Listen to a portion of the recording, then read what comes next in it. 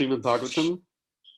So if you can all put yourself on mute and you can follow along, so that way we don't have a cacophony of sounds. We can listen to the mantras as we are chanting, but I'll keep myself unmuted so that we can all follow the same pace. Is that all right? Okay, good. Thank you. Om Namo Bhagavate Vasudevaya. Om Namo Bhagavate Vasudevaya. Om Namo Bhagavate Vasudevaya. Narayanam Namaskritya Naram Chaiva Narottamam Devim Saraswatim Vyasam Tato Jayamudirayet.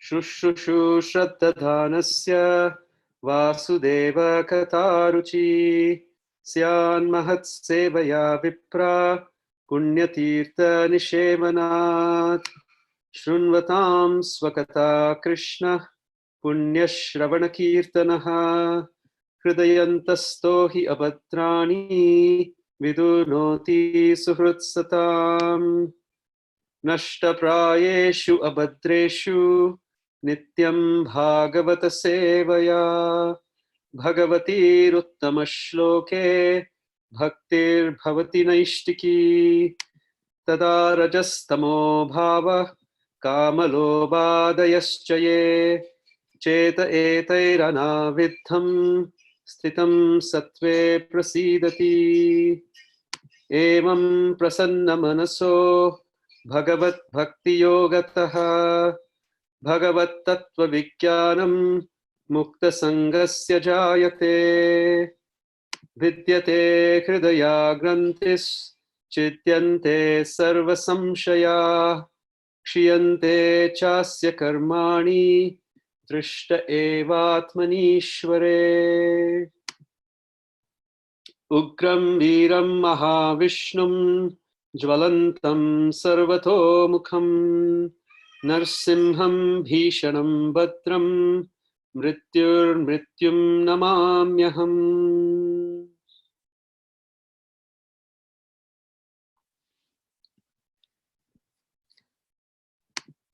Kumar Prabhu, would you like to read the English translations? Before reciting the Srimad Bhagavatam, which is the very means of conquest, one should offer respectful obeisances unto the personality of Godhead, Narayana, unto Naranarayan Rishi, the supermost human being, unto Mother Saraswati, the goddess of learning, and unto Srila Vyasadeva, the author. Please continue. Oh, I'm not able to go to the next slide. Okay. Sorry. Venkataji, would you want to? Sure, but I'm also unable to go to the next slide. So whoever has the screen, I think. Okay. At this time. Gauranga Prabhu. Me do this. Okay. O twice-born sages, by serving those devotees who are completely freed from all vice, great service is done. By such service, one gains affinity for hearing the messages of Vasudeva. Mangalarti Prabhu?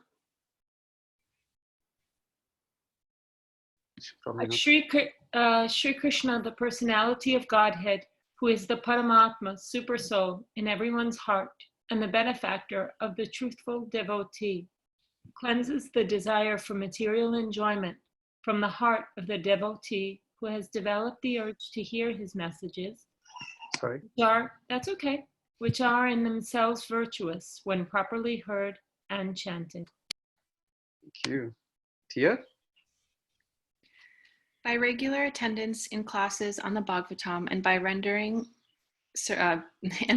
of service to the pure devotee, all that is troublesome to the heart is almost completely destroyed, and loving service unto the personality of Godhead, who is praised with transcendental songs, is established as an irrevocable fact.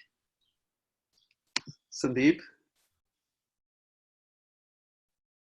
As soon as as soon, as soon as irrevocable loving service is established in the heart, the effects of nature's modes of passion and ignorance, such as lust, desire, and hankering, disappear from the heart. Then the devotee is established in goodness, and he becomes completely happy. Bob, are you there?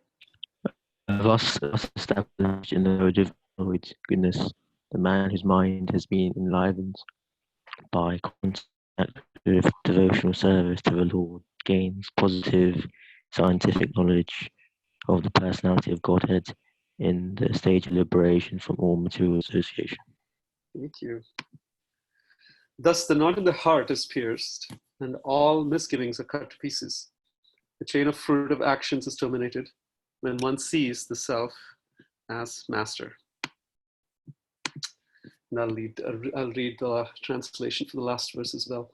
I bow down to Lord Narasimha, who is the ferocious and heroic form of Lord Vishnu. He is effulgent and burning from every side. He is terrific, auspicious, and the death of death personified. This is from the Sri Narasimha Maha. This is the Sri Narasimha Maha Mantra. Thank you. Hare Krishna, welcome all. So happy to be here with all of you. This Sunday before Narasimha Chaturdashi, really looking forward to having a very enlivening and a fulfilling conversation about chapter 8. We will be looking at verses from chapter 8, text 15, all the way through 32. So what I can do is just read through those verses, just the translations, and then we can get into a discussion, conversation. I love to keep at least the sessions that I facilitate very conversational. So my sincere and humble request is full-hearted participation. Anything that comes up for you, please raise your hands either on the chat or on Zoom, or you can put up your hands, and please feel free to share. This just makes, the Shastra has to be studied in dialogue. And it's very enriching when we can study it all in dialogue. So please participate with your full heart. So Kumar Prabhu, can I stop sharing, and can you share the verses from the Bhagavatam, or should I do it?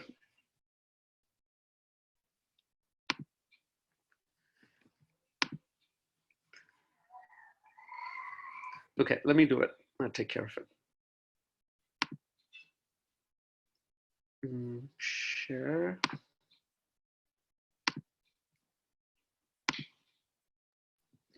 Can everybody see the screen? Can everybody see the set of verses? Yes. Yeah? Okay. Yes. Thank you. Okay, so we'll start with text 15 and go all the way to text 32. I'll read them really quickly, and then we can get into a conversation. And Venkata and all of you who have done participated in Bhagavad Shravan before, as facilitators and speakers, if there is something that I can do better, please ask me to do it. So that way, I want to make sure that the culture that you've created, which is so sacred, is actually maintained. This is the first time I'm speaking at Bhagavad Shravan, so forgive my mistakes if I make anything. So then from within the pillar, this is text 15, then from within the pillar came a fearful sound, which appeared to crack the covering of the universe. Oh my dear Yudhishthir, this sound reached even the abodes of the demigods like Lord Brahma. And when the demigods heard it, they thought, oh, now our planets are being destroyed. While showing his extraordinary prowess, Hiranyakashipu, who desired to kill his own son, heard that wonderful tumultuous sound, which had never before been heard. Upon hearing the sound, the other leaders of the demons were afraid. None of them could find the origin of that sound in the assembly. To prove that the statement of his servant Prahlad Maharaj was substantial, in other words, to prove that the Supreme Lord is present everywhere, even within the pillar of an assembly hall. The Supreme Personality of Godhead Hari exhibited a wonderful form never before seen. The form was neither that of a man nor that of a lion.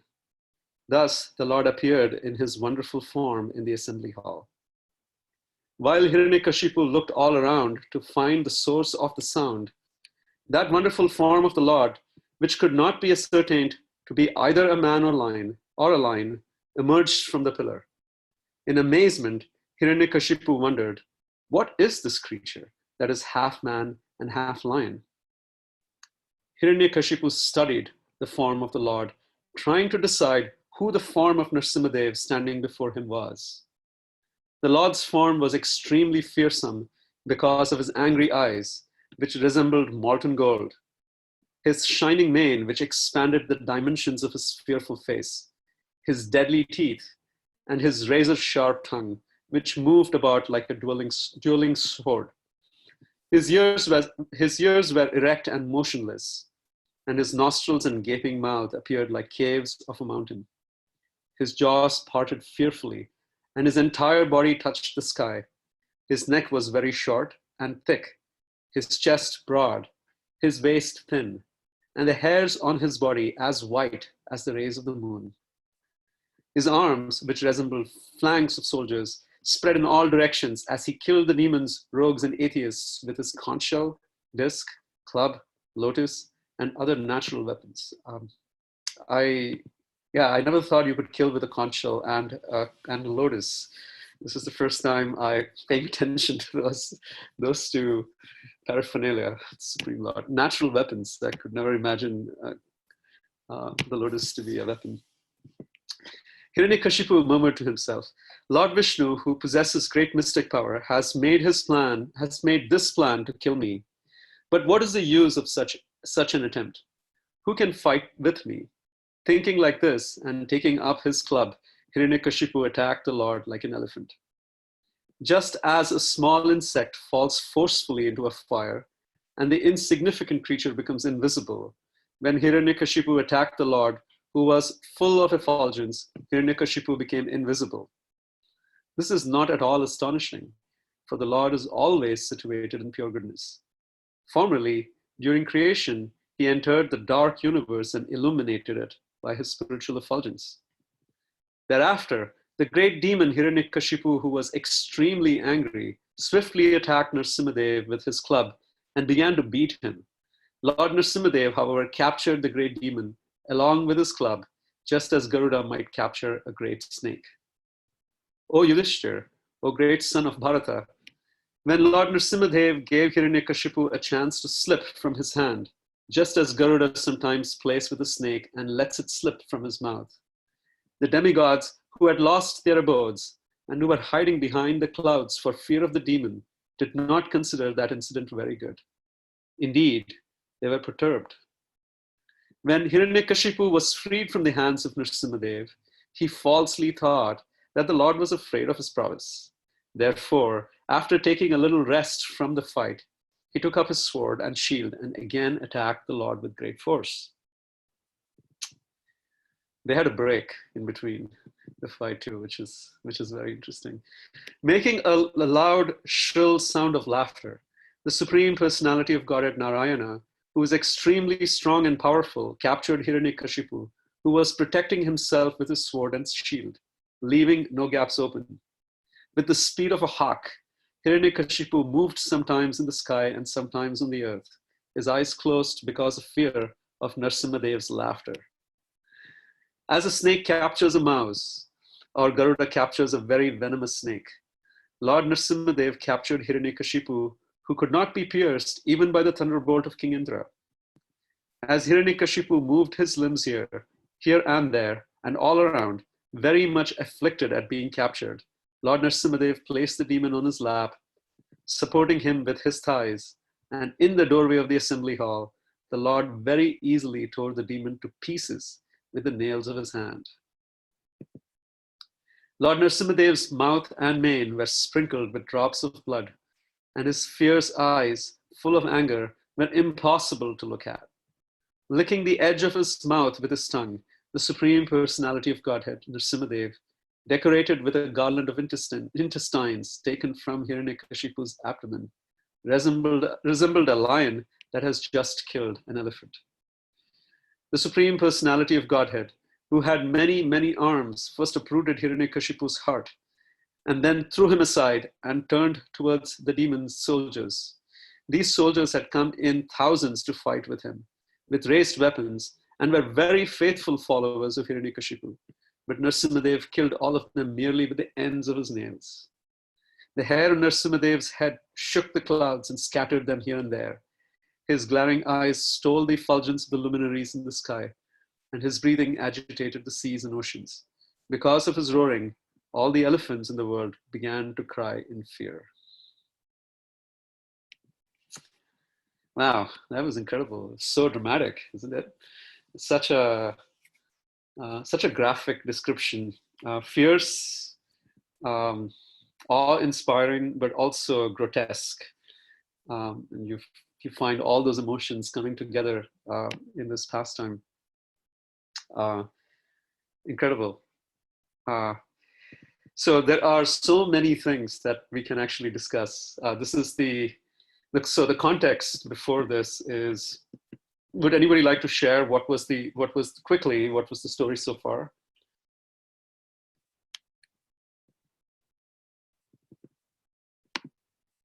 Anyone at all?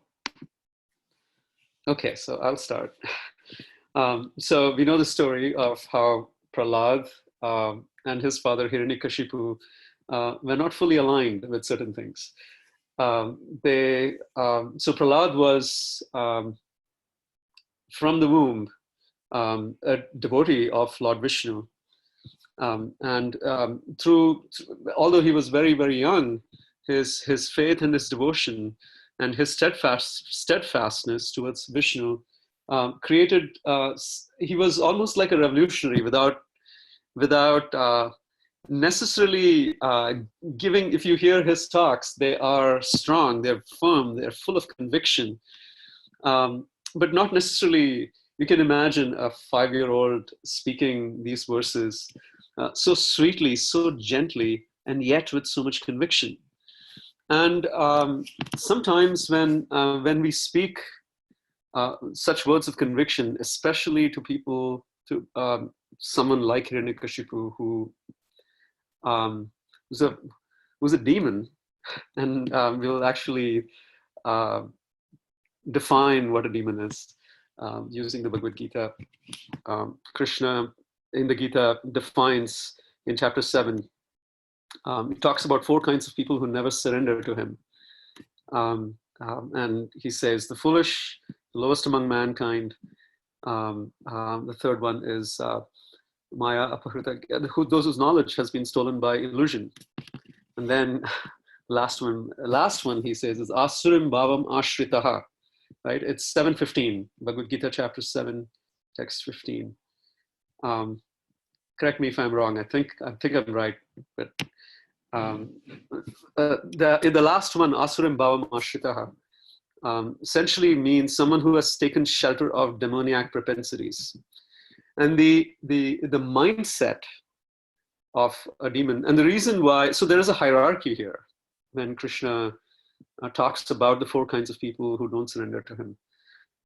So the foolish, relatively more innocent, actually much more innocent. I'm just really not thinking about things. I'm just working hard day in and day out, not really asking the questions of why I should be working so hard.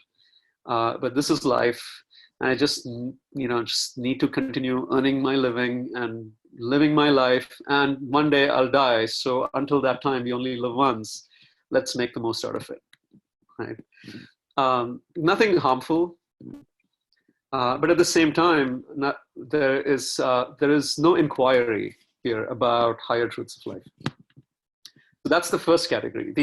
The other end of the spectrum, which is what Prabhupada calls Asurim Bhavam, or Krishna says Asurim Bhavam Ashrita, and Prabhupada translates it as demoniac, or someone who has taken shelter of the demoniac propensity.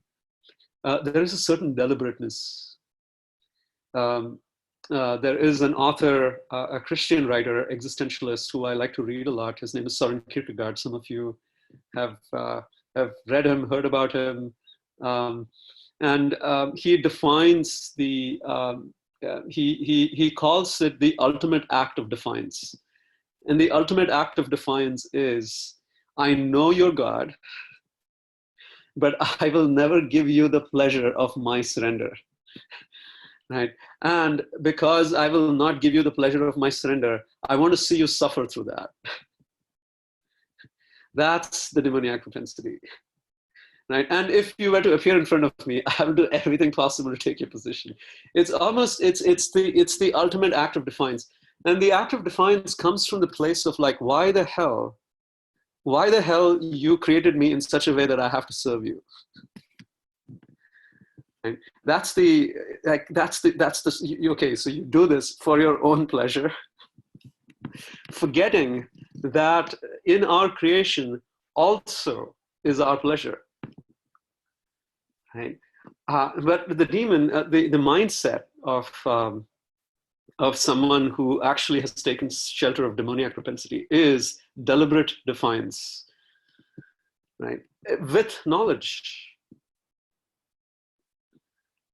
that I will not give God the pleasure of my surrender. Right? And that is the mindset of Hiranyakashipu. So naturally, Prahlad and Hiranyakashipu have this father and son.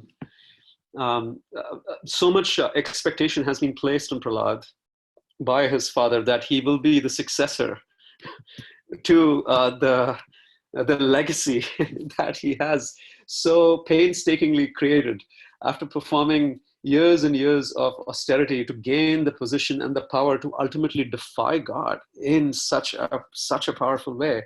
And he wants to leave this legacy behind. He wants his oldest son, Prahlad, to carry forward the legacy. Prahlad, unfortunately, turns out to be a disappointment. Not just a disappointment. Prahlad turns out to be what Hiranyakashipu declares his enemy. Right? And so the relationship between the two of them,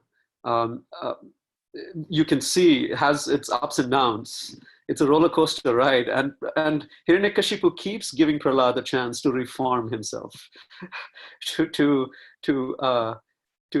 change, hoping that someday Prahlad will come around.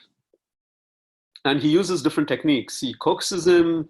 There is strictness. There is brainwashing. There is fear induction. You can see all of those methods dealt with. And then finally, Prahlad doesn't relent. And it seems like he only gets stronger and stronger and stronger, right? Now, at this point in time, this not only creates frustration, anger for Hiranyakashipu, it also creates fear. And the reason why it creates fear is this is a 5-year-old boy, right, who is not afraid of all the atrocities that have been committed on him. He shows no sign of fear, right? And that's pretty compelling. And for someone who has learned how to control by inducing fear, and when that person sees that somebody else on the other side is just not afraid, right? How can you control someone who doesn't have fear? It's impossible. And yesterday I did a Google search. I was looking for how to control somebody else's screen using Zoom, and I just typed in how to CONT, and the first search that came up was how to control someone. And in fact, yeah, it's fascinating how many times it has probably been Googled. But when you can only control someone when they're afraid, right? When they're fearful. But when they're not, it's impossible. And so that creates fear in the other person. And so at this stage, right before the set of verses that we read today, Hiranyakashipu is besides himself. He is ready to kill Prahlad. And the statement that he makes is, let me see who can save you now from my own hands. It's basically saying, okay, now I'm going to step in. right? It's like the final, I've tried everything else. I have delegated this task to other people who have probably been absolutely incompetent to perform this. But me, the supremely competent ruler of the entire universe, is now going to take matter into my own hands, right? And he basically challenges Prahlad and tells him, let me see who can save you now, right? And Prahlad is and his question, Hiranyakashipu's question to Prahlad is, okay, if your God is, everywhere, you claim that your God is everywhere, is he inside this pillar, right? Now, what is amazing, before you destroy the person, is what? This is a very I would say, very devious technique. But what's interesting here, again, you see the demoniac nature of Hiranyakashipu, right? The idea here is to make Prahlad an example. And how would Hiranyakashipu make him an example? Is you destroy the person's faith before you destroy the person, right? And so when Hiranyakashipu steps in, the first thing he says, okay, if your God is everywhere, is he in this pillar? And Prahlad's response is yes. I mean, the person who is the source of my strength is also the source of your strength. Yes, Krishna is inside this pillar. And so what Hiranyakashipu wants to do before he kills Prahlad is destroy the faith that he has. Okay, so if Krishna is here, okay, I'm going to prove to you now that, and it's so crazy, right? Like, I'm going to show you that your God doesn't exist. And you will serve as an example for everybody who, and this is a very precipitous moment, just recognizing that a lot is hinging here, right? Prahlad can, by destroying Prahlad and by destroying his faith, what he stands for, an entire generation of theists can actually lose faith, right? This is just like, this is the demon, Hiranyakashipu, right? So with that kind of mindset, anger, what does Hiranyakashipu do? He knocks at the pillar with his hands, like he hits at the pillar with his hands with all his strength. And as he does that, the verse before we started today, verse 14 says, being obsessed with anger, it's beside himself, Hiranyakashipu, who was very great in bodily strength, thus chastised his exalted devotee son Prahlad with harsh words, cursing him again and again. Hiranyakashipu took up his sword, got up from his royal throne, and with great anger struck his fist against the column. This is a very defining moment in the history of devotional service. So that's where we left off last time. So if there's anything anybody wants to share, we will begin there, and then take 5 minutes for anybody to share anything, any realizations, any thoughts, any observations, and then we'll go into today's set of verses. Anything at all? I did just want to share this, repeat this idea of the destruction or tampering with faith before the destruction of the person. I have nothing. I just wanted to repeat that you said that. What an amazing point. Thank you for that. Oh, thank you. It's to me, when I read those set of verses, it just stands out how devious. I mean, he could have just hacked Prahlad, right? That's it, done. But the demonstration around it is just so like for the world to see that I'm going to make this person's false faith. And in the same, it's amazing. Krishna in many ways lives through the faith of his devotees. Yeah, this is Brahma. Yes. One other thing that in connection with the faith thing at this, it's interesting at this particular point, I had heard from one Narasimha Upasaka that the real reason Narasimha appeared wasn't to save Prahlad, but because Prahlad said he was there. It was to prove the point, which is exactly speaking to what you're talking about, what basically proving the faith that he had. Yes.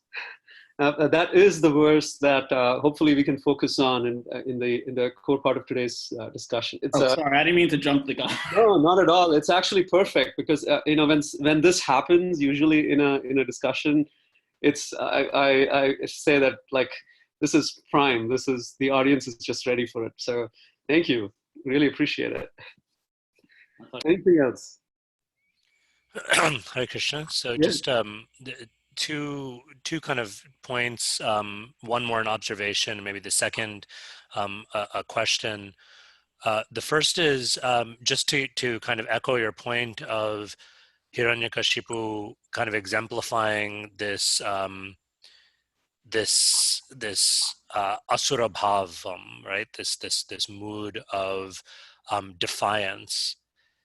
It's interesting that like earlier in the Bhagavatam, particularly after Hiranyakashipu's brother is killed, then Hiranyakashipu, there's like, I think several verses, if I'm not mistaken, where Hiranyakashipu, to kind of pacify and to give solace to his grieving, their grieving mother and the rest of the family, Hiranyakashipu speaks this really kind of almost eloquent, like Vedantic philosophy about spirit and matter and recognizing what is eternal and what is temporary and perishable. And so I think one of the things that we can take away from that, I mean, part of it may be that the Bhagavatam kind of weaves in these opportunities to teach us. Yes. But also, in a sense, you could see it as Hiranyakashipu actually having a great deal of, like, it's not that he's ignorant, it's that he knows so much, and still knowing so much, he still chooses to defy. And, it's like that kind of like, even knowing all of that, still, I'm going to like stake out my claim, which just seems so much, it's just like a deeper, darker kind of evil, right? It is. You can see that through the examples of, like, for example, Jarasandha, who comes later on in the Bhagavatam, and Jarasandha is actually glorified by his friends as being the most determined person that lived on the earth, because Jarasandha was defeated by Krishna 17 times.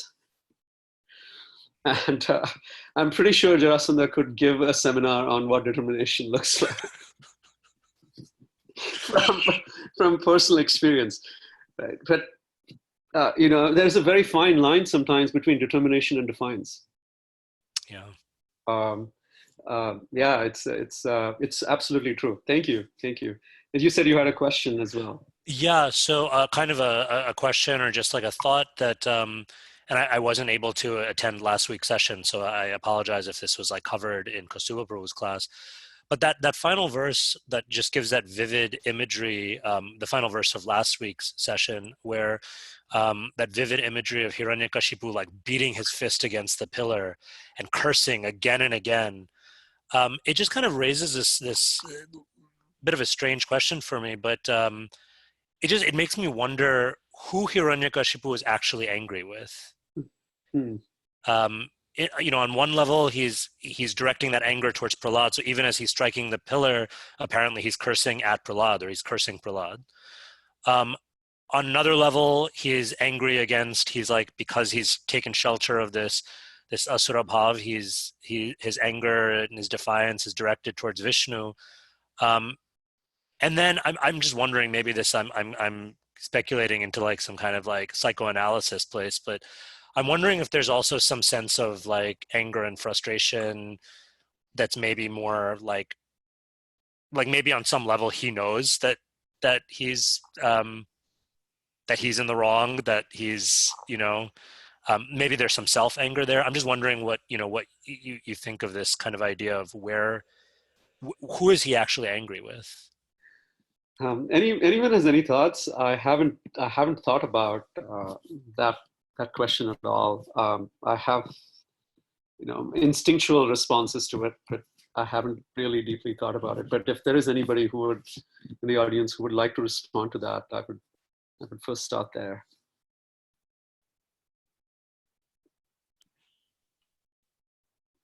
If no one else has, I just have one thought that I wanted to share from His Holiness Bhakti Tirtha Maharaj, that shared that one of the principles that he left for us before leaving his body was this idea that the way in which we treat others is the way in which we treat Guru and Krishna, that there's a connectedness, there's something connected about, so in this case, the anger that Hiranyakashipu feels towards himself, towards Prahlad, towards Krishna, towards Guru. According to that principle, it may not just be one or the other, but many different places and many different ways in which that manifests. That's a very powerful point. I think they're all connected, aren't they, in some way or form? They all somehow represent the same thing, which is bhakti. And so ultimately you're angry at Bhakti Devi herself. Yeah, thank you. So if there are no more burning points, observations that anybody would like to share, we can jump into today's set of verses. Tulsi Rani, did you have something? You're on mute. You're still on mute. Tulsi Rani, you need to unmute yourself. Can you unmute yourself? Oh, sorry. Okay. Thank you. I was just saying, so nice to be with all these great Vaishnavas. Haribol Prabhu. So I was a comment and a question and a disagreement, if I'm allowed. Good. You said something about of how we can only control people out of fear, and that's something I've put a lot of thought into, and I've heard also that that it's not that there's two ways of controlling someone, and one is through fear and one is through love. Mm-hmm. And so that's my disagreement. Sorry. Thank you. Absolutely, you can control people through love. Those are two opposite, again, ends of the spectrum. Yeah. So I 100% agree with you. Yeah. Okay. My husband's disagreeing with me. The Mahabharata is a very important factor in controlling people. This is Draupadi tells Arjuna this thing, how important the rod of chastisement is for Kshatriya, because most people are not motivated to be good in themselves. So there must either be the fear of sins, fear of punishment from the king, or fear of some kind of suffering in the next life for society to be peaceful. And they're saying that even animals, if animals weren't fearful of human beings, they would devour people, even including the sages meditating in the forest. So fear is actually important, but better than that is control by love. But I don't want to minimize the importance of controlling by fear. But you can still, we're like disagreeing on camera here. This is what we're but I completely agree with you that you can control by love. So please. In Vrindavan, everyone's controlled by love. Absolutely. And ideally, we want to be controlled by the love of the Guru, but then we also fear disappointing the Guru. But anyways, and my question was, you brought up this point that I feel like you totally called me out on being a demon. This point that was like really struck me, I've never heard of before, that even worse than like the 4 types of people that turn away from Krishna mentioned in the Bhagavad Gita, the 4 different demoniac personalities, is the one that knows who God is and understands God and still turns away from God. And I'm like, oh, I feel so salty. Like, we know so much, and yet like there's so many times that we're like, oh, maybe I'll space out and do something and forget about Krishna for a minute, So I'm wondering if that's what you're are you referring to that as well? Like, Well, is that so there are ways in which we can actually do it. We all live compartmentalized lives, right? Like, and I think two Fridays ago, Tia, 3 Fridays ago, maybe, we in our group we had the same conversation about. So what about the half an hour of Netflix a day? Just unplug, right? What about that? How is and the guilt that comes around any sort of unplugging? And again, this can be a fairly controversial conversation, but it can come from many different places. For one place is that we do not have taste for devotional service. We wish we had, but when we don't, then our practice of devotional service is coming from a place of on the lowest side, perhaps obligatory, on the higher side, perhaps a sense of duty, in the sense of like, you know what, I really want to do this. And both of them at some point in time, when we also have to live our material lives, actually get tiring.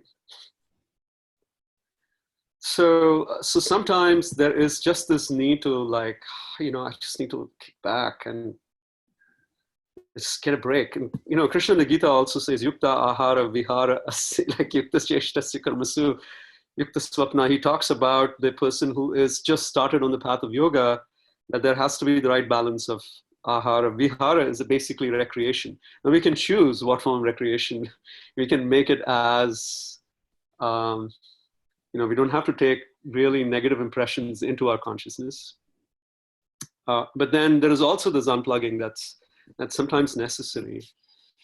Now, what we can do at those points in time is actually acknowledge the fact that we don't have taste, and actually tell Krishna, I wish, I really don't want to, but I just need to, and very sincerely sometimes, and then over the years, try to reduce that.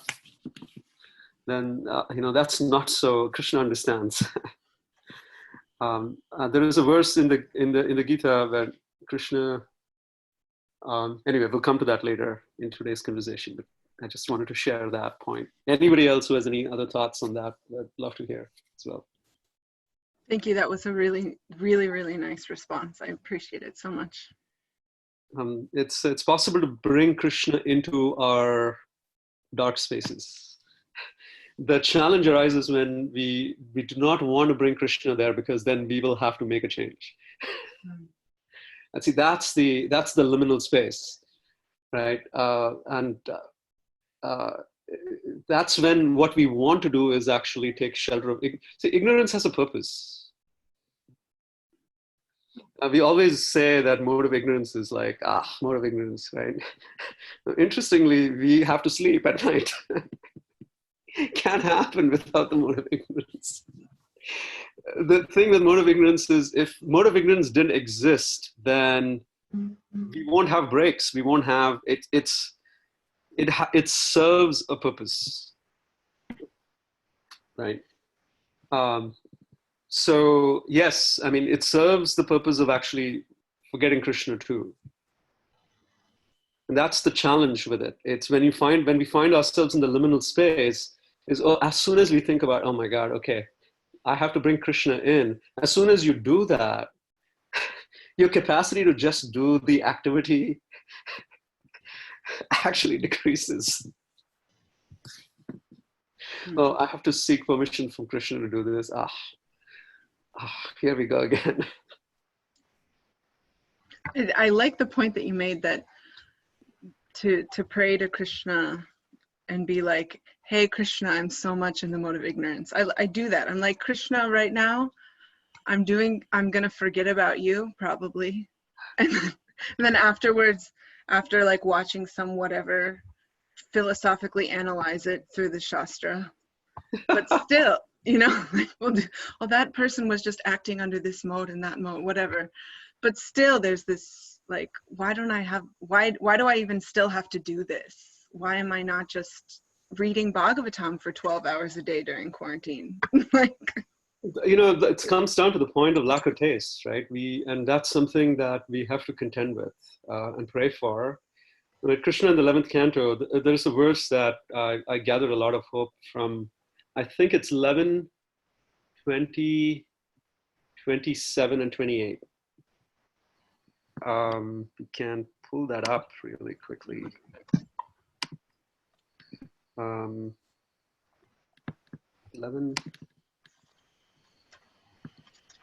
Sorry, just a little patience with me here.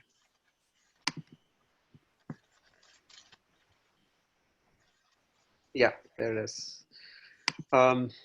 This is a very, if you're inspired to memorize this verse, I'm just going to share my screen. So,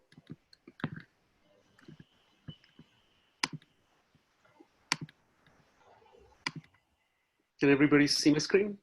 The verse says, Jatu Shraddha Mat Kathasu Nirvinnah Sarva Karmasu Veda Dukhatmakan Kaman Parityage Api Anishwara Tato Bhajeta Mam Prita Shraddhalu Drida Nishchaya Yushamanas Chatan Kaman Dukho Darkam Chagaryan. Vishwanath Chakravarti has an amazing, I think Hridayananda Maharaj actually includes this commentary in the purport. But I'll just read the translation first. Having awakened faith in the narrations of my glories. So this is not talking about taste, but just having, having awakened faith in the narrations of my glories, being disgusted with all material activities, knowing that all sense gratification leads to misery, but still being unable to renounce all sense enjoyment. My devotees should remain happy and worship me with great faith and conviction. Even though he's sometimes engaged in sense enjoyment, my devotee knows that all sense enjoyment leads to a miserable result, and he sincerely repents such activities. It's pretty powerful. I try and make this a practice, especially when I've given into my lower nature sometimes, and it happens too often. And then I recite this verse because I know Krishna knows. Now, again, what is important here is to keep ourselves in the liminal space, because it's very easy to actually say, oh, Krishna knows anyways, right? So then I just get on this habit of just continuing to do that again and again, which then loses its effect. But if we are truly sincere, if we can stay in that liminal space, then this verse is actually very applicable and very encouraging. So Krishna knows, and then he says that repentance then purifies us.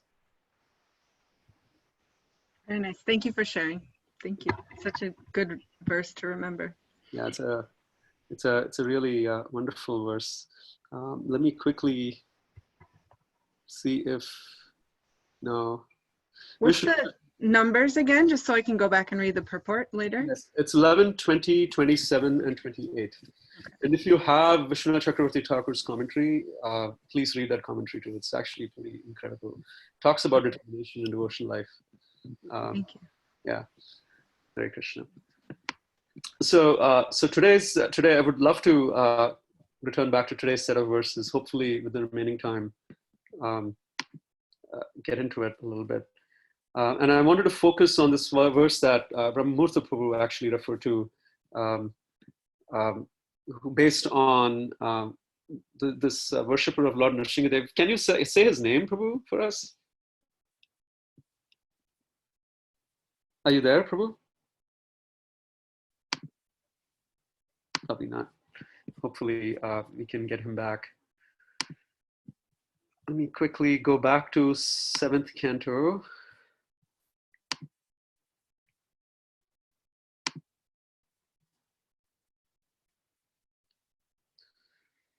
I wanted to focus our conversation on verse number 17 of chapter 8.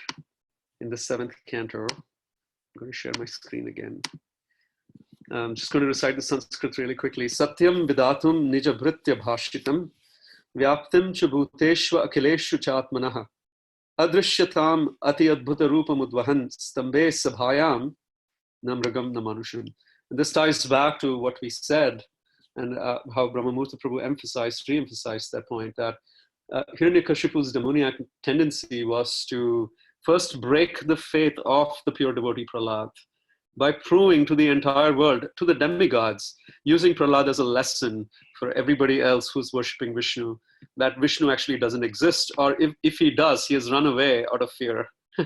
So he wanted to first show that before he killed Prahlad, right? So this verse actually explains why Lord Narasimhadev actually appeared, and to prove that the statement of his servant Prahlad Maharaj was substantial. In other words, to prove that the Supreme Lord is present everywhere, even within the pillar of an assembly hall. The Supreme Personality of Godhead Hari exhibited a wonderful form never before seen. The form was neither that of a man nor that of a lion. And the words there are Ati Adbhuta. Adbhuta is wonderful. Prabhupada also translates that as never seen before. Right. Stambe Sabhayam Adrishyatam, actually, that's the word, Adrishyatam, never seen before. Ati Adbhuta Rupam Udvahan Stambe Sabhayam Namragun Mama. Thus the Lord appeared in his wonderful form in the assembly hall. So when we are heading towards the celebration of Nrsimha Chaturdashi, recently in the past few years, the question that has always bothered me, because we hear this pastime every single year, right? The same story. We know how the story, right? And then we know what's going to happen. And if Radhanath Swami is in town, he would demonstrate how Lord Nrsimhadev actually appeared, thus waking up the audience who were probably falling asleep. It's the same story again and again. And I have just been reflecting how when I've heard the story in the recent past, my mind has always gone to asking the question, well, will Lord Nrsimhadev ever appear for me? Or will Krishna appear for me? And seems like as a devotee, I shouldn't be asking this question, because ultimately it doesn't matter whether, thank you, Venkata, for that. Hopefully we can make the announcement at the end today too. Whether a devotee should even aspire to actually think about this question, whether the Lord will appear for me or not. But my mind has been going in that direction. Will Krishna show up? And this especially was triggered by when Vrindavan and I were taking care of her mother-in-law during her last stages. She passed away in 2017. We were with her for 7 weeks doing palliative care. And it was pretty incredible to witness. This was my first experience witnessing somebody passing away so close, such close from such close quarters. And it did raise the question in my mind, will Krishna really come? When I'm about to die, or will Krishna really come at any point in time?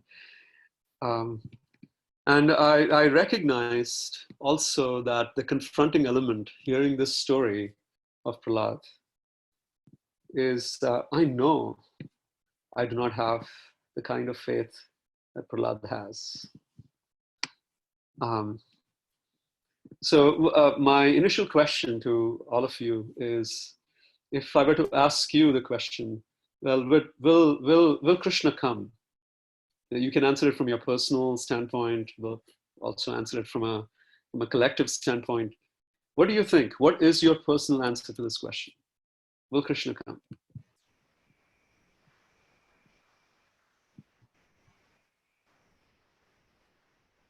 Rasanath, is that a rhetorical question, or do you actually want us to No, answer? I want to hear what the answer to the question is. So, Not a rhetorical question.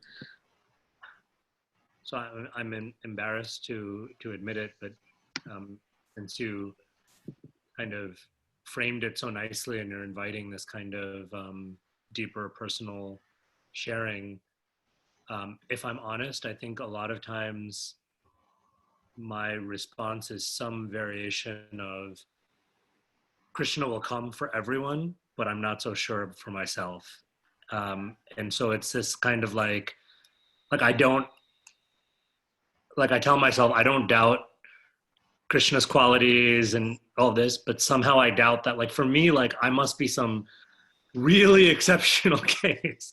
It's kind of, even as I say it, it's kind of very ego driven also, right? It's like, I'm so different. Anyway, we won't get into Enneagram, but I'm so different that, you know, Krishna will come for everyone else, but maybe not for me. That's a very, it's interesting to note that King Prataparudra expresses a very similar sentiment in the Chaitanya Charitamrita. He actually says, this is a verse, we can go and read this verse. He says, it seems that Mahaprabhu has appeared and resolved to deliver everyone else in the universe except for this King Prataparudra. That's not, I mean, it's Shastric in some ways, but I also acknowledge that I have exactly the same, and it depends on the days. Right? And some days more than other days, I feel very strongly. And some days I'm convinced Krishna will not come. So I have to do something myself. And some days most days it's that kind of like, well, I'm not sure. Anybody else? Yes. Mangalarti Prabhu. Oh, thank you. I don't know. I'm not going to feign it. If I'm wrong in my conception, then please correct me. I'm convinced that Krishna comes for me and Krishna comes for all of us. The question is that we read in the Bhagavatam is what form? So for the king of the Bhojas, he comes as death. For the unintelligent, he comes as the supreme, as the universal form. For the gopis, for the women, is Cupid personified. So all of those descriptions that we read about, the spectators at the wrestling match seeing Krishna, I really am convinced of that fact. And in my limited experience with volunteering at hospice and other experiences, I can see that Krishna comes for people in so many different forms. The question is really, I feel like, and the challenge is that it's my consciousness and my awareness that the limits and bounds of my perception that determines how I experience that. So beautifully explained. And this also goes back to what Venkata said, right? I think Krishna will come for everyone. And in some ways, when we are guiding devotees, we actually also show them how Krishna is there in their lives. But for some reason, for ourselves, I can't really seem to see that. So yes, it depends on our consciousness. And it also depends on what we are really looking for. Right? How does Krishna come? And sometimes we are very myopic in the way we want Krishna to appear. No, not this form, Krishna. Some other form, right? Like so. And devotees have also asked many times. Arjuna does that in the Gita. I don't want to see this form, Krishna. I want you to. Can you show me your 400 form and your 200 form? So I agree with you. Thank you. Anybody else? Any other thoughts on this idea of will Krishna come for me? Gaur Sharan Prabhu, so happy that you're with us. Thank you. Like multiple thoughts go in my head when I hear this question. One thing I feel sometimes is like Krishna has already come to me in the form of instructions of my spiritual master, Srila Prabhupada's grace and the association of devotees. I feel like he is already there, and I can see my inability and lack of interest in receiving him in my life. And this is one, sometimes I see clearly this, I've been given so much already. Krishna has just so willingly has given himself, but I'm just not capable of receiving him in my life. And sometimes when it is like very glaringly, I feel helpless, like my inability is like so clear, like just I'm not willing to receive him in my life. I feel the only hope is if some or other I keep to the instructions of my spiritual master, just for his sake, at least he will come to me. Like, means that is the only hope or faith I see personally, as Prabhu was saying. About Prabhu. Personally, I don't feel any qualification. Will ever Krishna even bother about me or something? But I feel like if in this life, if I kind of keep myself close to the instructions of my spiritual master, for him at least he will come. Just for his promise, he will come. May not be for my qualification. It's so, thank you for really sharing that, and that is exactly the direction I wanted today's conversation to go, because this verse talks about Lord Narasimhadev's appearance, and as Brahmamurtha Prabhu said, he didn't appear to save. And this is the many times when we hear this pastime, the myopic view of this is, okay, Narasimhadev appeared to protect Prahlad, and that is true, right? But we think about Prahlad as a person, which is again true, but Prahlad was the embodiment of bhakti, faith, right?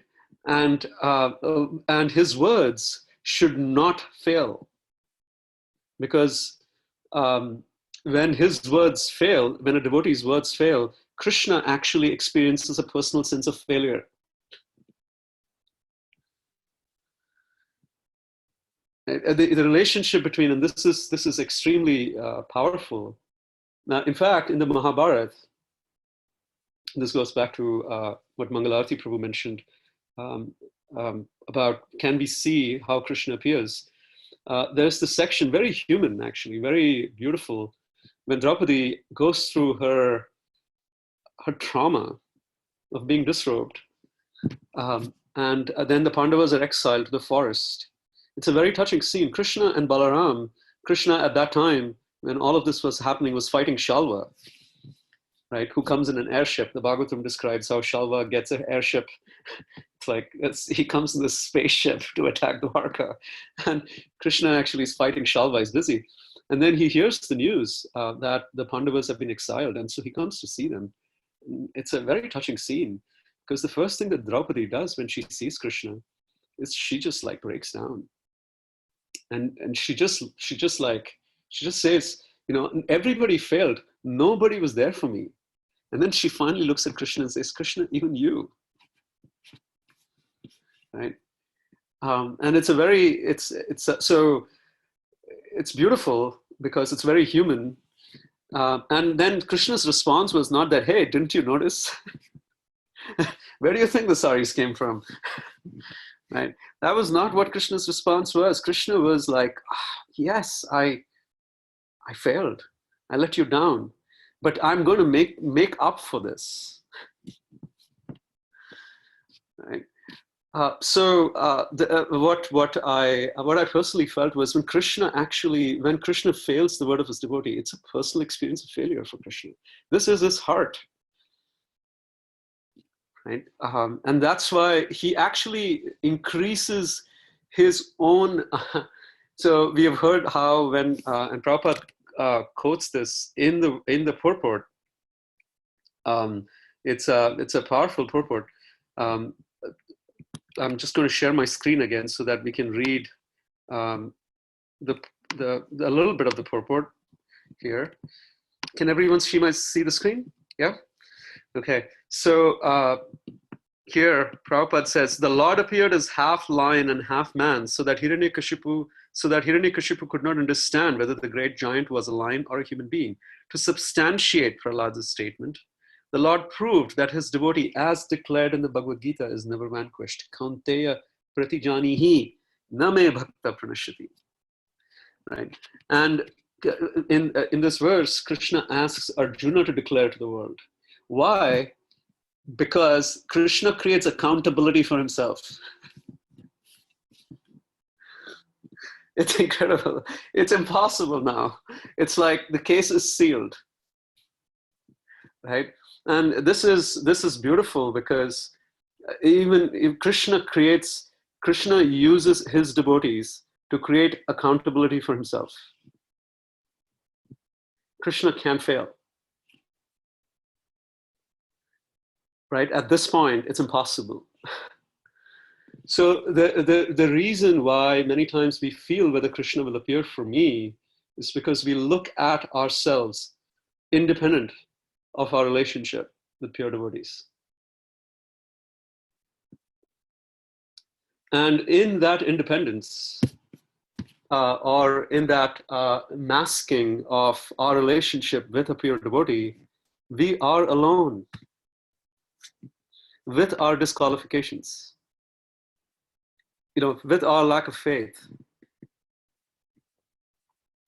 And in that aloneness, there is a despair whether Krishna will appear for me or not. There is no yes, it creates doubts because of our lack of qualification.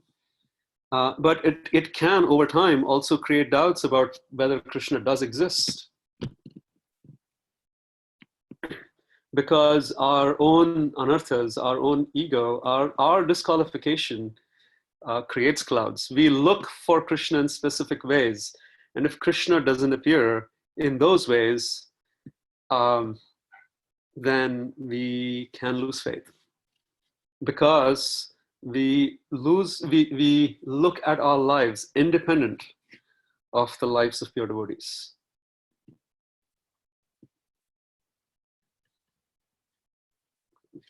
And Krishna many times uses circumstances, uses dire circumstances. In fact, the Srimad Bhagavatam begins with and ends with, right, a devotee in very dire circumstances, right, Parikshit. And it's not a happy ending in a certain way. The Srimad Bhagavatam is not, the end of the Srimad Bhagavatam is not, and then Parikshit was saved. Because, suddenly now Parikshit let go of any expectation and then Krishna appeared. No. Takshak appeared, right? King Parikshit actually died. Right? So it was not, and the story was not, and it was not a happy ending. Right? The Shastras don't guarantee a happy ending in the way that we think about things. But what we see in the Srimad Bhagavatam is the faith of Parikshit. Right? It's just so powerful. And that faith only gets enhanced with the speaking of the Srimad Bhagavatam. Krishna appears as Shukadev Goswami, bolstering his faith even further. All the great sages sitting in front of him. Right? And his whole thing is, let that Takshak come and bite me. I don't care. You just continue to sing the glories of Krishna. That's his declaration. Do not worry about that. Just let's just immerse ourselves. Again, the reason for that is because Parikshit connected himself to the pure devotees. Himself was a pure devotee, but saw his relationship with Krishna in the context of a pure devotee. Right? So when Krishna in the Gita says, Kaunteya pratijanihi name bhakta pranashyati, the verse before that is a very powerful verse too. Can anyone recite the English or the Sanskrit, or at least recollect, paraphrase that verse?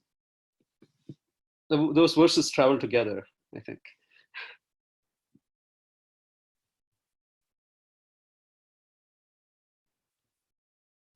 It's a very famous verse. Prabhupada quoted it several times.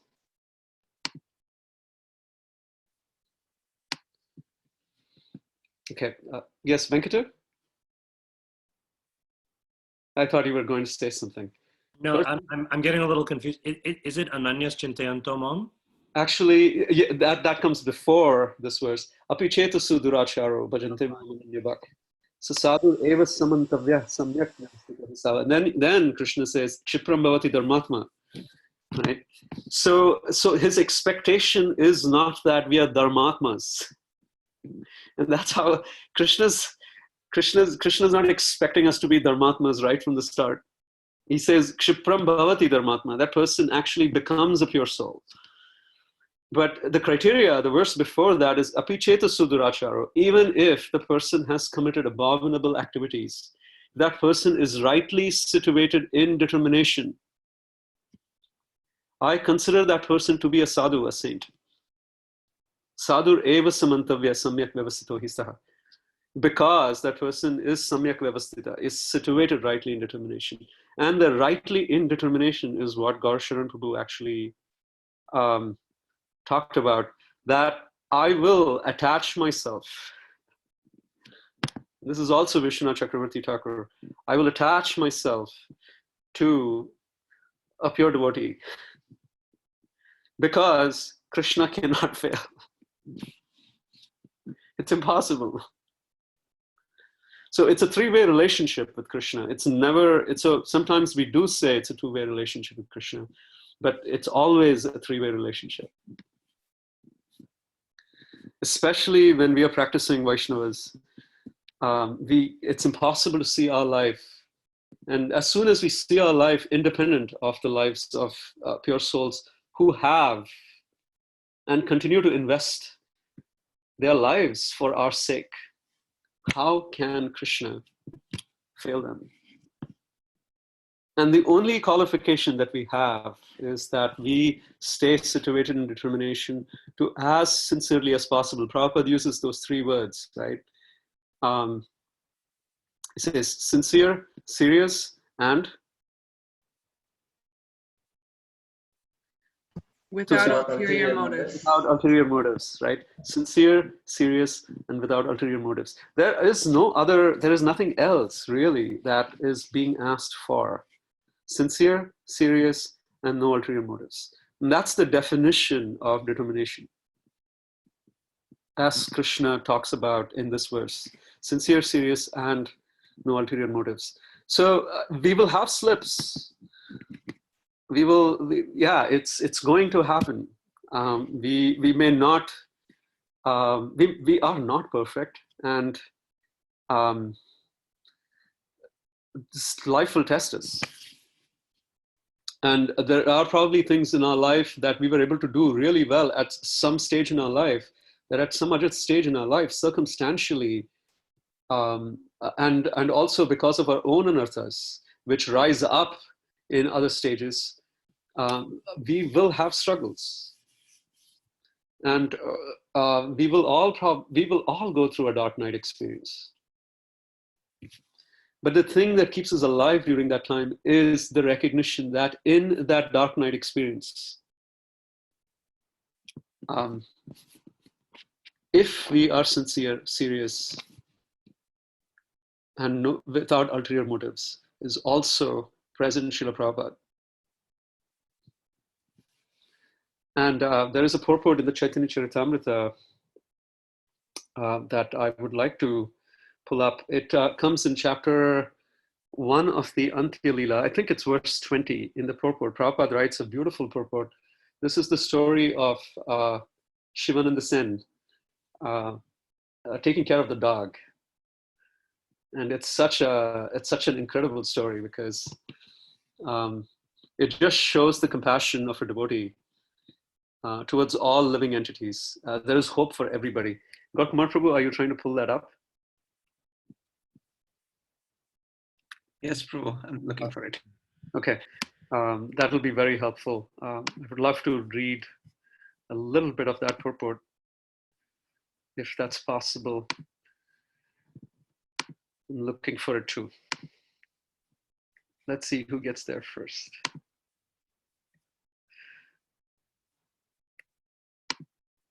I think it's verse 20 or 28. Let's see. Krishna, Krishna.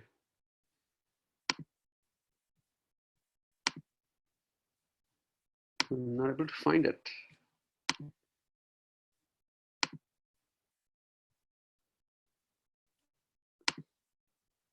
I think I found it, Prabhu. Can I share? Please do. Thank you. Okay, thank you so much. So it is verse what? 132. So Antilila chapter 1, text 32.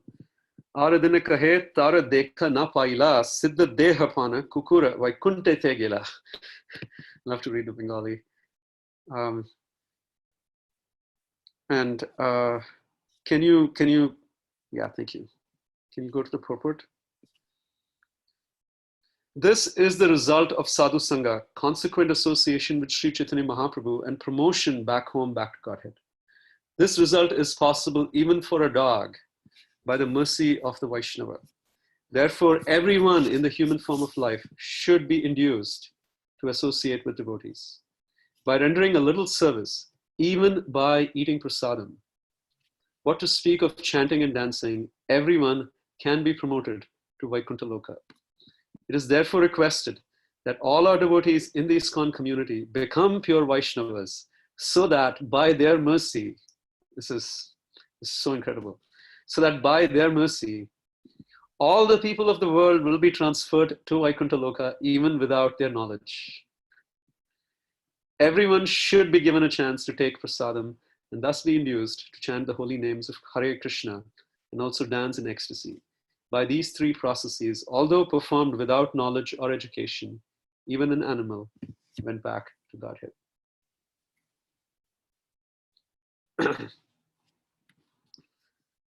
So, a pure devotee has appeared.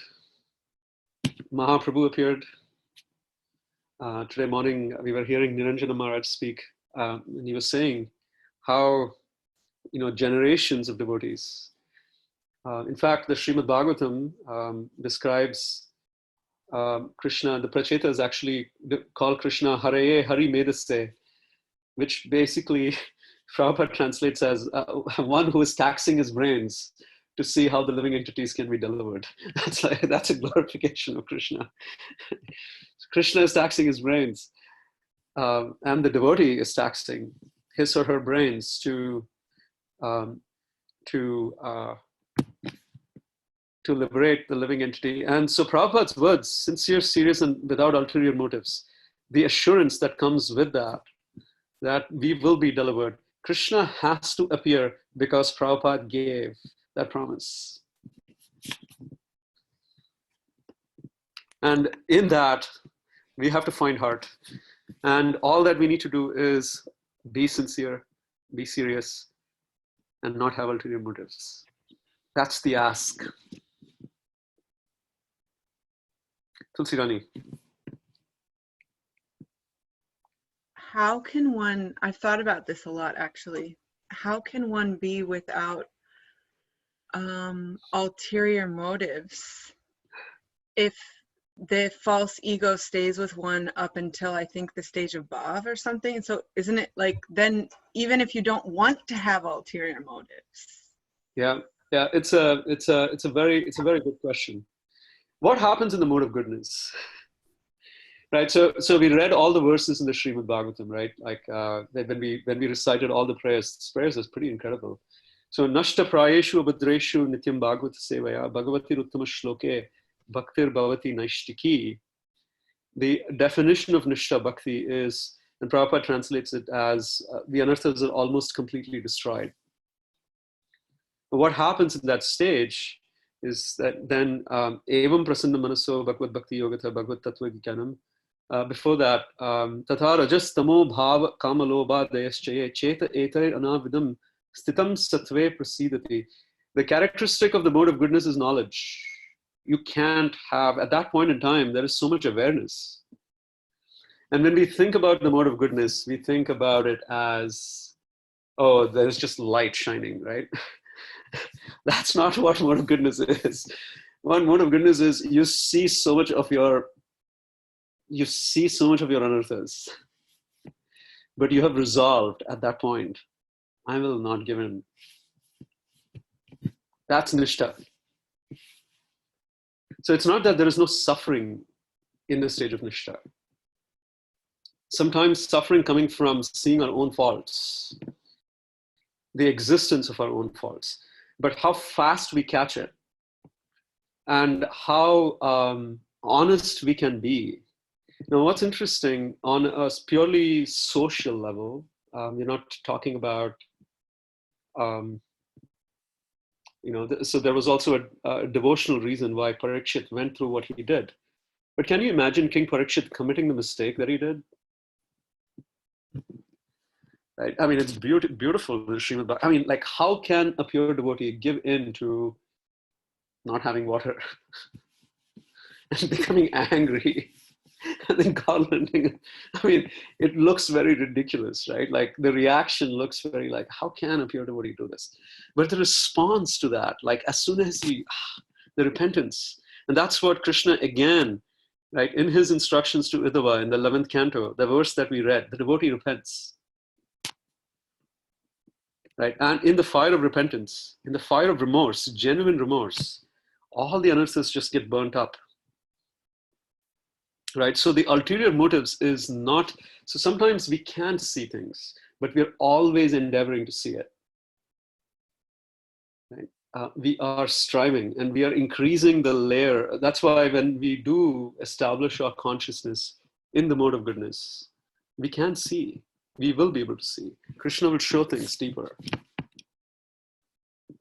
Right? That's why the tail end of Anartha Nivritti is a pretty hard stage, because we're kind of getting there. We're kind of getting to a place where that is the dark night experience, right? I feel, I just see my anarthas. I'm waiting, man, can Krishna release me from this? But I'm not going to give into it. Right? So that's where we have to strive to get to there, that place. And when Krishna shows us things, yes, we experience humiliation. But there's a C.S. Lewis quote from a book called The Problem of Pain. It's an incredible book. He says that before humility comes humiliation.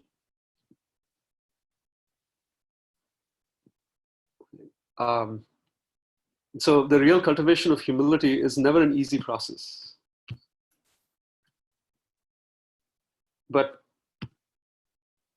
again, I think if we sincerely follow, there is also hope alongside that. Krishna knows, Krishna understands. The only thing we do is try not to defend ourselves. That's it.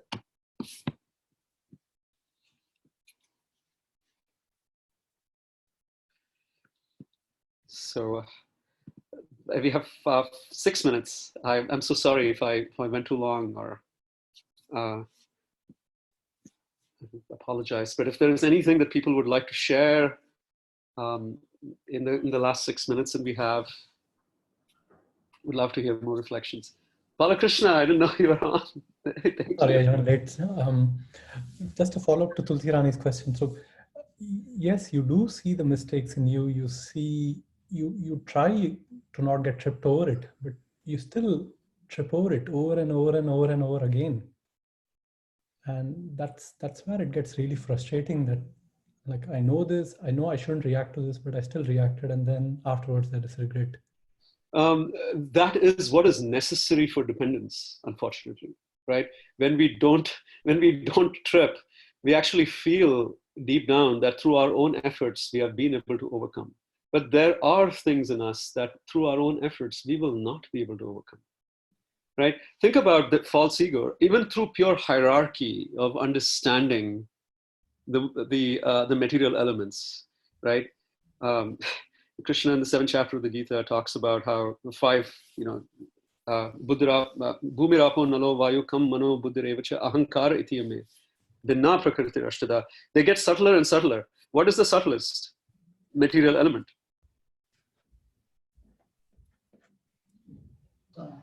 What's that? Mind. Yeah, actually a false ego. Right? So how can we overcome the false ego using the mind? Impossible. Which is why the process of Gyan will never work.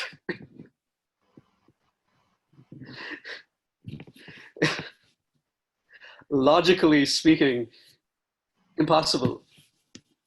The bhakti alone is, and this is even those who have thought that they get liberated through jnana, ultimately actually only get liberated through bhakti, because through bhakti alone, there has to be even a little ounce.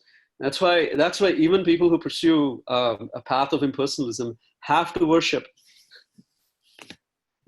It's impossible to break the false ego through one's own effort. Impossible. Somebody outside has to release us. And that means that we have to come to a place where we ask for that help. That's humility, right? Like that's the ultimate experience of humility is that kind of dependence. And so several times, yes, it's not a pleasant experience for the false ego when we keep tripping again and again.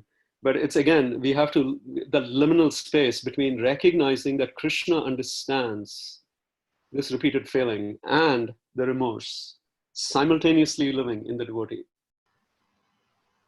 It's those two energies together. Krishna understands, and then my remorse. That becomes a very powerful, healthy dependence. So much so that at a certain point in time, I'm laughing at my own efforts to overcome my false ego. Not that I give up on my, but it basically becomes, I have to do my job. I have to show Krishna that I care, but that's not what I'm dependent on. Because I know all too well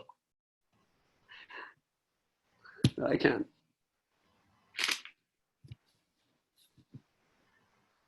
Thank you. Prabhu, can you just repeat those two facets of dependence again? So one is the Krishna understands. And my remorse of not being able to live up to what Krishna wants me to live up to.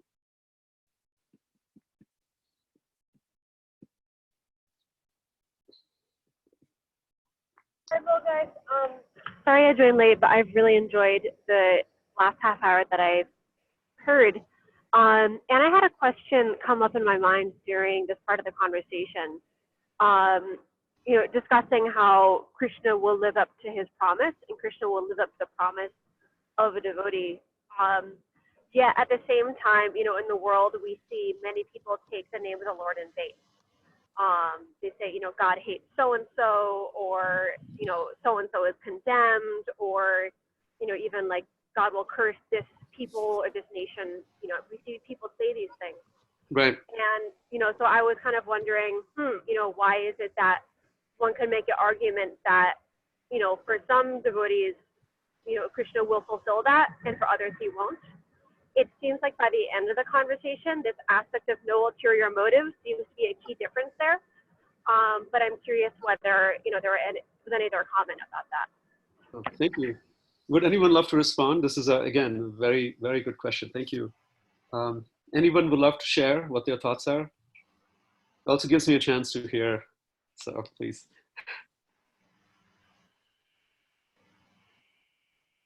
Anyone? Venkata, Mangal, Akti Prabhu, Lalita Priya is with us, Tulsi Rani is with us, Garsharan Prabhu,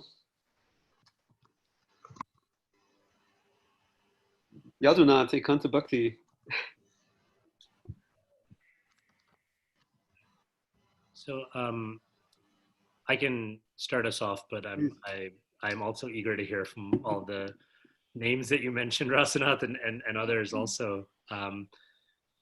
It's a really amazing question. What comes to my mind right now is something that I've been reflecting on, and I think we talked about a couple of weeks ago also with the idea of discernment. And so I think a part of it is, if I'm understanding the question correctly, is also that for us to exercise our discernment in being able to separate out what is a statement, like when Prabhupada makes a statement, or when, not only in our tradition, but in any tradition, when someone who is dedicated and devoted to God makes a statement that is kind of Krishna speaking through them to make a profound statement, that has I think is qualitatively different than someone in the name of God speaking and giving voice to their own ego, or even a collective ego. And so I think I think part of the way of differentiating is using our own discernment to recognize what is the voice of someone who's truly speaking in a way that's consistent with God, that's consistent with Shastra, that's consistent with other sadhus, and what is the voice of ego. I don't know if that's getting at what you're asking, Allegra. I'm also reminded of this kind of like, I think Prabhupada made a statement about that one. How do we know when someone is a pure devotee is when they're everything in their being is I think Prabhupada uses this term of like addicted to God. And again, I think it just, not that it answers your question, but it raises that same question. We could look at someone who externally or superficially may seem to be addicted to God, but that so-called addiction is actually just kind of a big ego trip, or something very kind of destructive. So I think it's, again, an invitation to look deeper at what does it actually mean to be deeply connected to God and to be addicted to God. And I think you just need discernment for that. Thank you. Yeah, I completely agree with that. Anybody else would like to share? Kashan Prabhu. In adding to what Venkatapura Prabhu was saying, like about discerning the qualities of a devotee, whether it is on an ego trip or it is like actually a devotional manifestation. Like Krishna in the 12th chapter, interestingly, when in the Bhagavad Gita, when Arjuna asks, who is better, a devotee or an impersonalist? He answers the devotee, and then in explaining a devotee, he doesn't say so much that devotee chants 64 rounds, or that devotee wears kantimala or tilak, or any means that kind of a description of a devotee he does not give. He gives the qualities of the devotee. Okay, he is without envy, he sees everyone equal, he doesn't disturb anyone, he's not disturbed by anyone. And I find it always interesting to see, if I anytime think I'm a devotee, if I can compare myself in those lists, I feel like, okay, sorry, like it's something different. So I feel those qualities that Krishna, I mean, that's why I feel instead of giving any externals, he has given a very deep thing which cannot be faked in that chapter. And comparing anyone, and no one can fake it. So I feel those qualities are the ones with which we need to see anybody when we are trying to see if their words are the ones which are going to save us, are going to be the anchors for our lives. Fantastic. Thank you. So I'd like to close with a reflection exercise. So I'm going to share my screen again, really quick.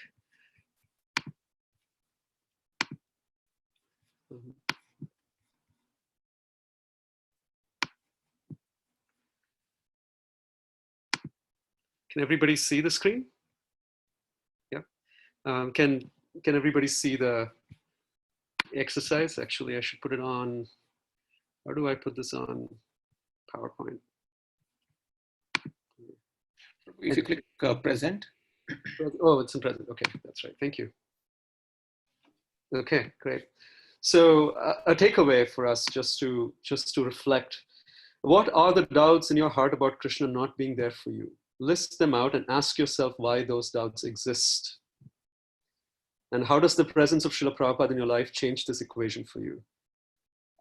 Just reflecting on these two things, our lack of qualification. Again, how do we live in that liminal space of our lack of qualification And when those doubts probably have, some of those doubts may not have any basis in reality, but some of those doubts definitely have basis in reality, in our own disqualification. And then alongside that, also reflecting on how does the presence of Srila Prabhupada in our life change this equation for us? And again, holding those two things together is how we walk. And if we can do that well, I don't see how Krishna will not come. Through his own words, through the words of his pure devotee, there's just like guarantees one after another. Krishna cannot. He holds himself accountable. So thank you all for being with us. I sincerely seek and beg forgiveness if I spoke above my qualification in any way or form, or said things that were incorrect.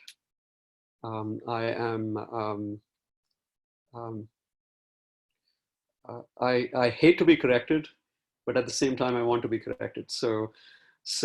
And somehow the wanting to be corrected is slightly edging the hating to be corrected. So if you can take that as an invitation for giving me any kind of feedback or even sharing things with me, I would deeply appreciate that.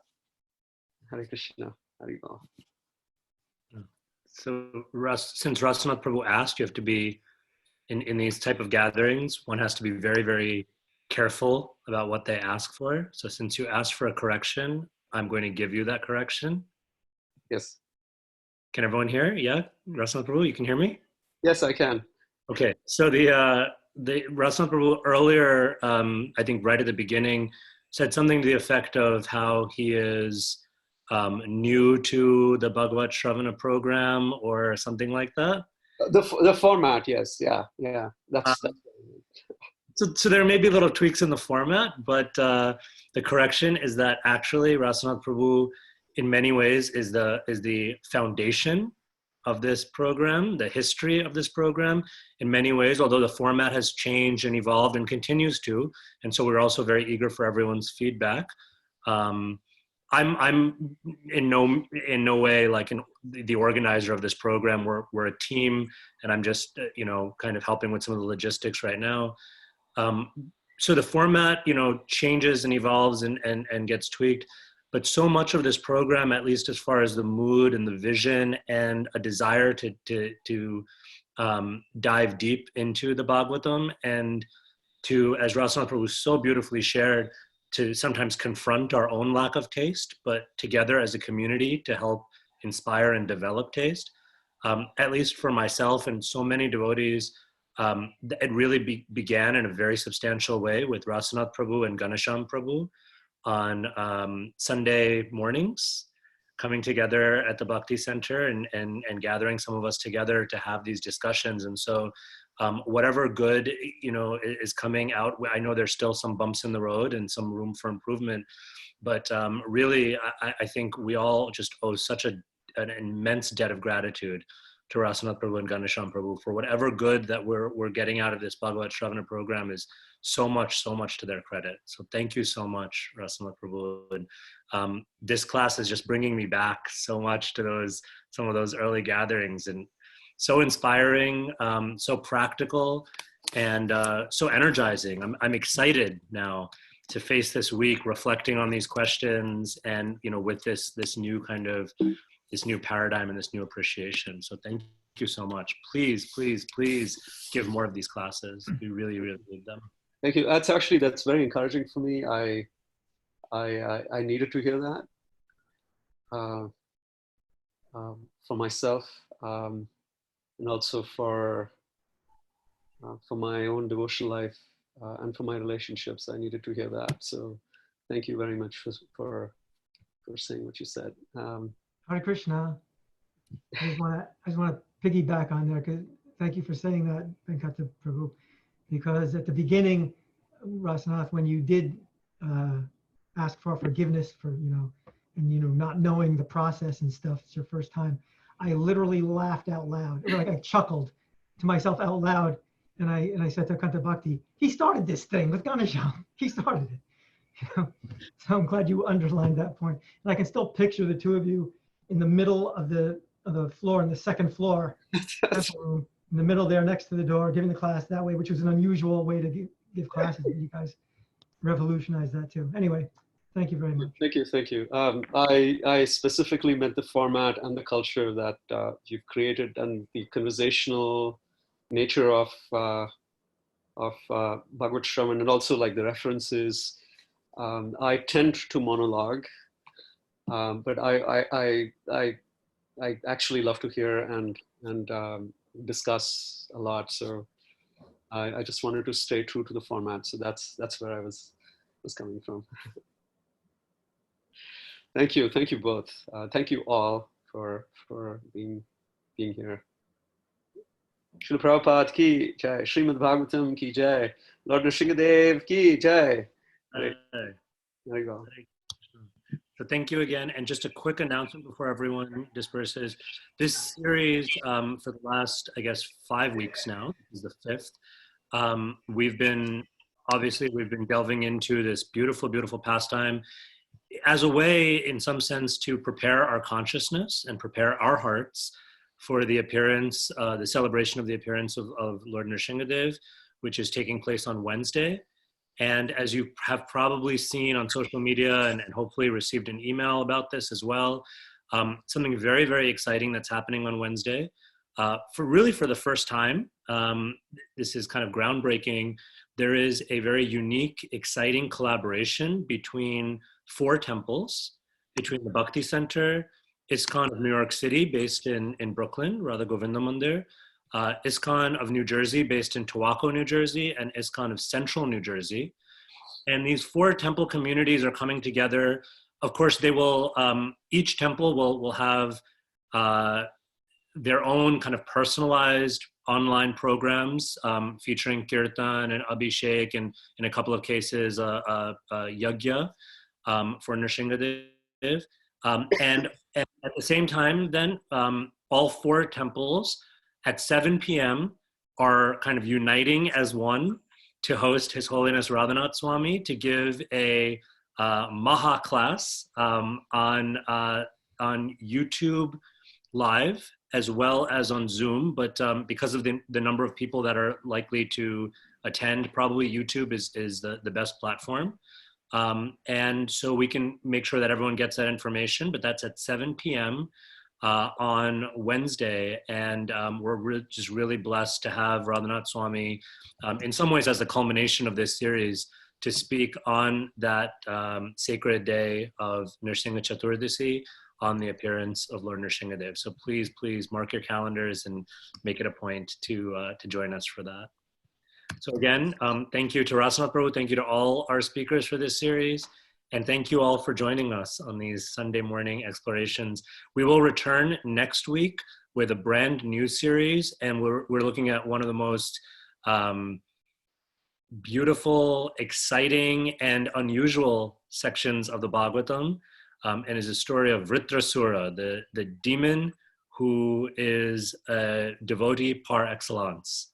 So really, really inspiring section of the Bhagavatam that we hope everyone can join us for. So, thank you all so much. Hare Krishna.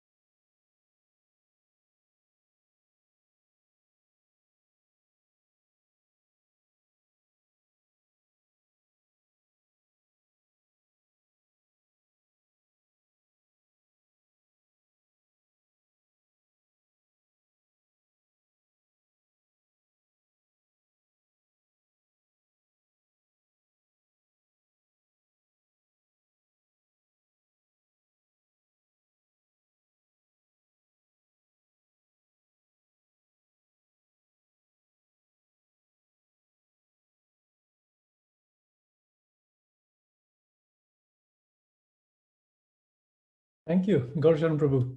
Good to see you. Hare Krishna. So nice to see you too. Doing well, Prabhu? I'm okay. I'm okay. I'm glad you're. Did you get the virus? I was sick for a while, yeah, for about 2 weeks. So sorry.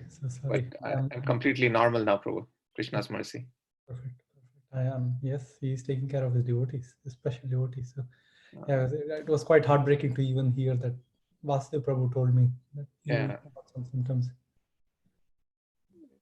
Craziness, Prabhu. But thank you. I'm How happy. are you doing, Prabhu? And, I'm okay. Yeah. Okay. Mercy. Yeah. Touch wood. I'm okay so far. Jai. Yeah. Okay. Take good care, and I'll hope to see Okay, you in Prabhu. person soon too. Hare Krishna. Hari Hari.